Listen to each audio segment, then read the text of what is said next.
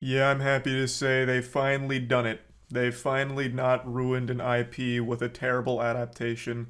At least not yet. We're only one episode in, but I'm already twirling my shirt over my head right now because the first episode of The Last of Us show wasn't unwatchably, insufferably horrible like most adaptations are these days. It was actually good. Finally, we've got another adaptation that is faithful to the source material and also not an absolute stinky pile of garbage. Again, we're only one episode deep, so there's still plenty of time for them to fly off the rails and ruin it. Maybe in episode 2 they start introducing aliens, episode 3 they bring in ghosts. Like, they could fully tank this show, but right now, episode 1 is absolutely fantastic. And this has been kind of a roller coaster for me because when the first trailer dropped, I was cautiously optimistic that it'd be good. But then the more the showrunner spoke, the less confident I became. They did the worst PR run for this show I could have imagined. The showrunner would say things like, "Oh, dying in the Last of Us game is just pixels on a screen. It's going to be so much different in the show." And like, kind of belittling the property, like the source material, for no reason. And then they'd also celebrate the fact that they instructed their talent to not play the games for some reason. Just a lot of things they'd say that made me scratch my head and go, why would that make me excited as a fan of the first Last of Us game? I still don't get that Galaxy Brain strategy, this like chess master's PR move where like the way to get people hype is by letting people know that they didn't play the games. I don't get it. Like, hey, Last of Us fans, we made sure none of our talent played the games. Hoorah! It just doesn't make sense to me. But regardless, despite all that, they pulled it together and made an absolutely spectacular episode 1. And it's so refreshing because you may remember, in the Bible there was that period where the Lord flooded the earth. Well, we've right now entered that age again, but instead of flooding the earth with water, he's flooded the earth with absolutely dog shit adaptations from other IPs that are beloved. So we've had things like the Halo show, the Resident Evil Netflix show, Witcher Blood Origin, Velma, like it just doesn't stop. And now we have a new adaptation that's not shit. Like the flood may be over. Maybe we're finally going to get to an era where adaptations are faithfully done. And it's not like this is the only one. There have been some great ones recently, like Arcane as well as Cyberpunk Edge Runner. But the point is, this one's great, and I'm happy about it. I've said from the beginning it'd be very hard to fuck up a Last of Us show if you just follow the game one to one. And for the most part, they do follow it pretty one to one in certain cases, but they add a lot of their own elements to the show, so it's not just a carbon copy of the game. And I actually really liked a lot of what they put into this. It wasn't just like ham fisted, useless details that don't matter. They really crafted quite a bit to flesh out the universe pre breakout. Like, they build the world around it pretty well. Like, they give context of like the fungus and stuff where it goes back to an old interview going over things. They then also transition into showing the relationship between Joel and Sarah more. In the game, it's an iconic intro, and I still think the intro is the best that gaming has to offer. The Last of Us intro is a masterpiece, and the show does a fucking amazing job of capturing that and also bringing you to it. In the game, it gets very quickly to the truck, going through the city and all the chaos and all that. It takes you into the action pretty quickly because it's a game and they don't want the player to get bored or start to lose interest. Usually, when a game's really heavy handed on cutscenes, some people like to whine and complain, like, oh, this shit is just watching a movie. It's just an interactive movie, not a game. Boo, throwing tomatoes. So the game quickly gets you to like the action parts to get the player hooked and interested. Well, the show has the benefit of not needing to worry about that kind of bitching, so it actually spends a good chunk of time just showcasing Sarah and Joel's relationship as well as focusing on things that Sarah was doing right before the breakout happened. And I think that really adds to the overall like greatness of that iconic intro because the show, I am so happy to say, follows that intro really well. It puts the camera in the truck just like in the games as they're driving through, all kinds of like fucking wild shit's happening around them, people getting blown up, eaten, things going to shit everywhere.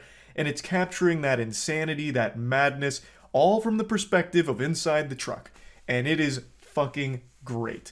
I'm super happy they didn't try and get like stupid with it and try and make it something different. Like, I'm glad they just took what the game did and made that magic happen again in the show's format. I think they did a really great job with the intro. I have legitimately zero complaints about how all of that played out. That was one of the big things I was worried about. Like, how can you possibly recreate that scene in a show and do it even nearly as well as the game? But they did. I'd say it's on par with the game's intro for sure. Now, there was one other major change that they announced they'd be making in the show that is very different in the game. And a lot of people were pretty upset about it, but I was pretty indifferent. And now seeing it in the show, I do think the change is fine. That was their decision to remove spores entirely. If you've played the game, you know the role spores play. In the show, they're not using spores. Now they're using like these little tendrils, like these little feely finger things that pop out of their mouth and they transmit the infection to each other like that. But it's not spores anymore. And I don't really care. It doesn't change things drastically, in my opinion, to have it be little fucking wieners popping out of their mouth, like tickling people for the infection, versus it being the spores. I didn't care too much when I heard that, but I know a lot of people were upset. After seeing in episode 1 here, even though it didn't play a major role yet, I can see that it's not going to be something super huge. At least I don't think it will. I don't think the decision to change from spores to tendrils is necessarily going to be that big of an issue that's going to cause problems for the narrative. So I'm not bothered by it, but I do fully understand people that are. In the game, spores, they get airborne, so you have to wear the masks in order to protect yourselves. Well, since there's no longer spores in the show, you don't really need to worry about that. So there's not a ton of like mask up moments kind of thing. And to me, that doesn't bother me too much, but it does make it much more like a normal zombie show where the only way to get the infection is through getting, groped by the mouth tendrils stuffed. Like, I do get it. I understand that the airborne spores in the game make it a little more unique from just standard zombie schlock. But in the show, I just don't see what that would have added to even bother with it, because you just put on a mask and all of a sudden everything's back to normal, right? So, I'm sure they could have played around with it, but let's think about it in the game's way. Like, in the game, it wasn't necessarily about, like, avoiding the infection because the spores are everywhere. It was really just all about the characters and their relationship and going through this fucking brutal world.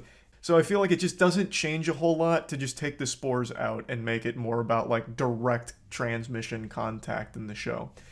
Now, maybe it gets bad later on. Like, maybe this does have a huge detrimental effect on the story going forward.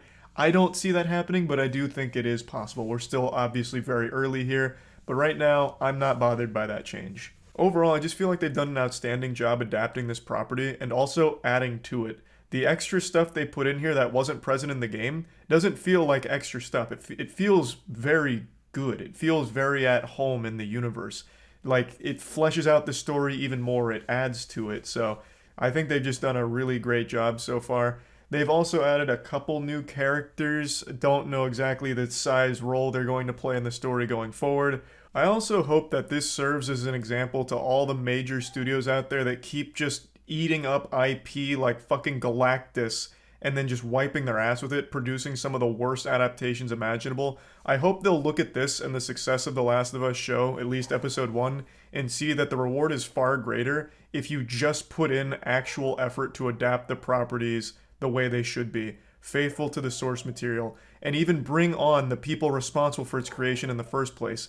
Neil Druckmann is clearly on board for this show, and it is very obvious. What should have been a no-brainer to absolutely everybody has apparently become super rare. You shouldn't be giving your IP to people that don't know anything about it and actively fucking dislike it, like with the Halo TV show. I'm hopeful that The Last of Us show will continue to be this good. Hopefully it even only gets better from this point forward. I'm actually very excited to see more of it, so just wanted to talk about this because what a nice, pleasant surprise. A breath of fresh air with a great video game adaptation. That's about it. So yeah.